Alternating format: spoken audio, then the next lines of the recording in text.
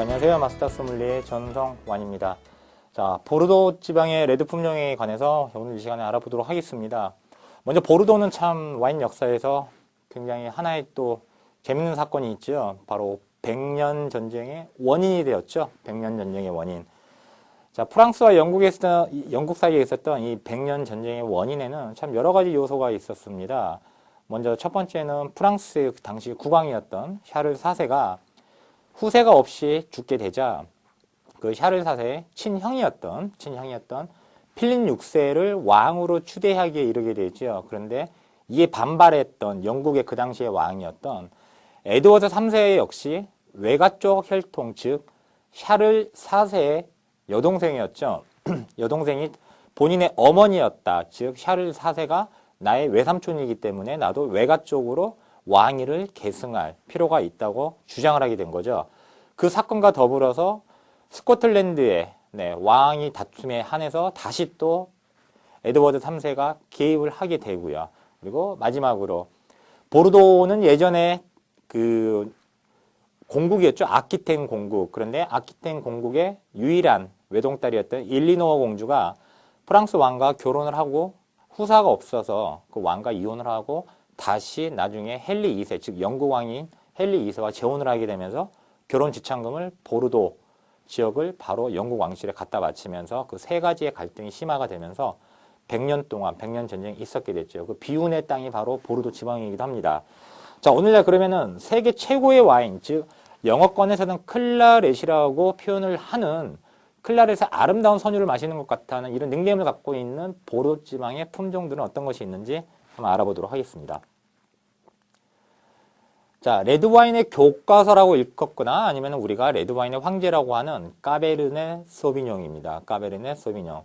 김치를 만드는 주부한테는 김장김치를 할 수 있는 배추 이외에 뭐가 있어야 될까요? 당연히 고춧가루라든지 마늘, 생강이 있어야 되는데 까베르네 소비뇽은 바로 배추로 따지면은 김장김치에 있어서 고춧가루 역할을 하는 아주 뗄래야 뗄 수 없는 필수 불가분의 품종이기도 합니다. 자, 이 품종은 레드와인의 황제의 교과서라고 표현을 많이들 하고 있고요. 그리고 실제로도 저는 이 강연에서 항상 이 품종을 빗댈 때는 영국의 유명한 기사자기를 받으신 스코틀랜드의 쇼 코네리라는 분이 있죠. 그분이나 아니면은 로버트 레드포드 또는 예전 배우들이신데 로버트 드니로라든지 알파치노 이런 남성분들에 많이 비교를 합니다. 왜냐면은 제가 말씀드린 그분들을 보면 나이가 굉장히 많으십니다. 나이가 많다는 것은 완숙미가 있다는 뜻이죠. 즉 노련하고, 그리고 그분들은 우리가 생각하는 이미지로도 절대 가벼워 보이지가 않지요. 노련하면서도 완숙미가 있고, 그리고 무겁고, 질감이 무겁고, 그리고 오랫동안 보관하면 할수록 그 증가를 발휘하는 게 바로 이 품종이기도 합니다. 자, 그렇다면 이 품종의 탄닌이 현존하는 포도 품종 500여 가지의 품종 중에서 가장 높다고들 하시는데, 높은 이유는 딱 한 가지인 경우죠. 자, 포도의 탄닌, 쓴맛을 일으키는 탄닌 성분은 포도의 껍질과 그리고 씨와 그리고 줄기 이 세 군데 분포가 되어 있습니다. 그런데 까버르네 소비뇽은 탄닌이 높은 이유는 바로 껍질이 가장 두껍습니다.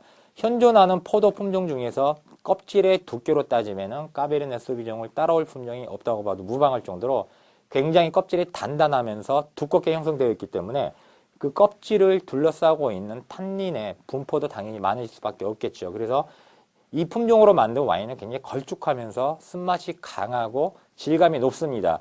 그런데 장기 숙성형, 즉 완숙하면 할수록 포도가 더 실크처럼 부드러워진다는 이유가 바로 공기의 역학 반응을 일으키면서 서서히 숙성이 되면 될수록 거칠고 떫은 탄닌이 아주 부드러운 실크 벨벳 같은 맛으로 변하는 게 바로 이 까베르네 소비뇽의 매력이기도 합니다. 자, 보르도 자완의 주요 품종 보르도를 메독, 즉 보르도 안에 메독이라는 곳이 있고요. 그 메독을 한가운데를 보면은 강이 하나 있습니다. 그 강이 지롱드 강인데 지롱드 강의 좌측편, 한국으로 치면 뭐 강남이라 표현을 하겠습니다. 반면에 우측편은 우한이라고 그러는데 강북이 되겠죠.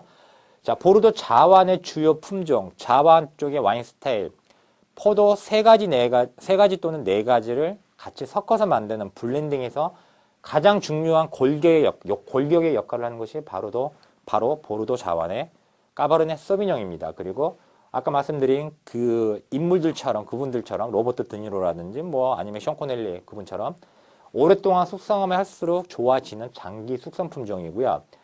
이 품종이 가지고 있는 가장 독특한 아로마가 바로 블랙커런트 카지스입니다. 영어로는 블랙커런트라고 칭을 하고요. 그리고